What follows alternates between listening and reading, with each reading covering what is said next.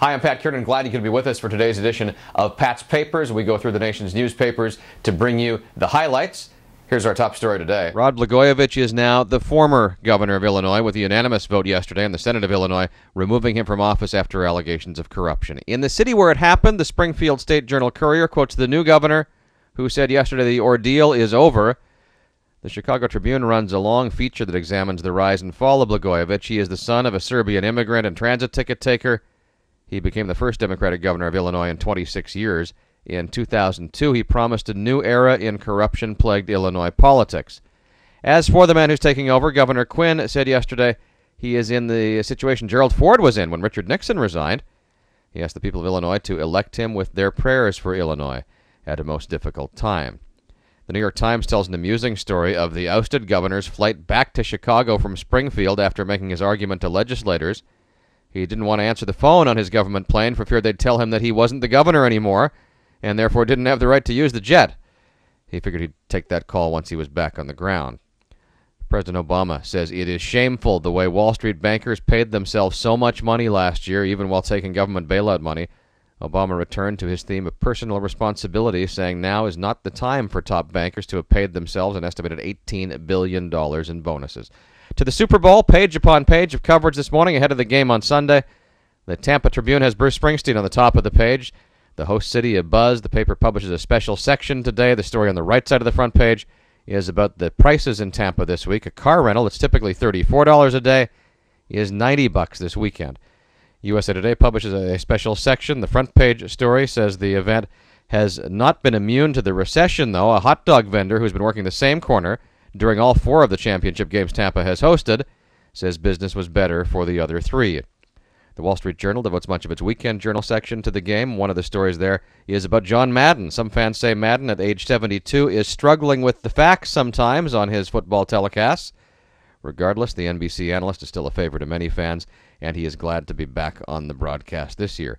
The Journal has a summary of the Super Bowl ads you can expect to see, rather than the subtle brand-building messages that are quite common for Super Bowl ads. Some of the ads are very direct this year, the hard sell, like the Teleflora ad for a $29.99 Valentine's Day arrangement, or a Denny's ad that teases a breakfast giveaway.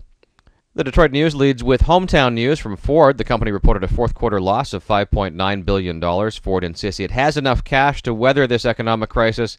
CEO Alan Mulally didn't ask for any more direct aid, but encouraged Washington to encourage Americans to spend.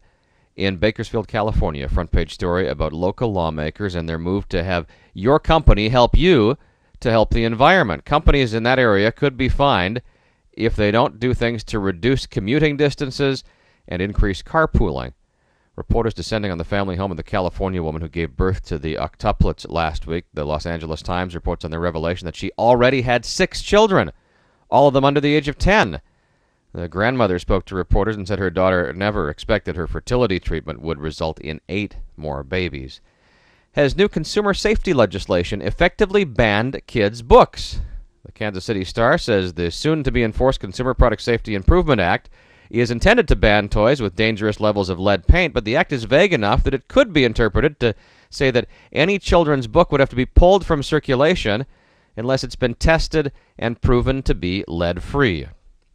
In Iraq, there's a new statue in Tikrit, a statue to pay tribute to President Bush. Well, actually, it's to pay tribute to the guy who got mad at President Bush on his trip to Iraq last year.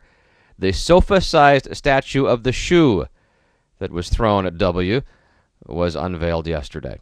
Also in the New York Post, interviews with some annoyed U.S. Airways survivors. The airline has offered them $5,000 and first-class upgrades now. Those first-class upgrades available anytime they fly on U.S. Air in the next year. No strings attached. Some of the survivors of the plane's emergency landing on the Hudson River say it is insulting that the airline didn't offer the upgrade privilege for life. In the New York Daily News on this story, there's now a hero on the Hudson video game. The engines fail, and then your task as you play the video game is to land the jetliner on the water and get everybody out. From the sports pages of the New York Times, it's a story in the tradition of the Jamaican bobsled team. Now the U.S. curling team is actually compelled to defend itself against the Brazilian curling team.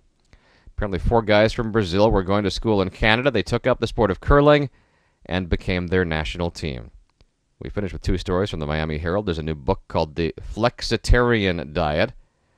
This word applies to those who sometimes eat meat but not very often. The book examines the health benefits associated with a vegetarian diet and says many of those benefits can still be yours with the Flex diet. And the Herald says, no problem is a problem for some people. Increasingly, the phrase, you're welcome, is being replaced in the English language by no problem. There are several academic views on this. Some say it's a troubling sign of informality. Others say it's not surprising. They point to the Spanish phrase de nada as similar to no problem. And then there's the view in Britain that you're welcome is actually an unnecessary addition to a conversation because it's already included an appropriately polite exchange of please and thank you.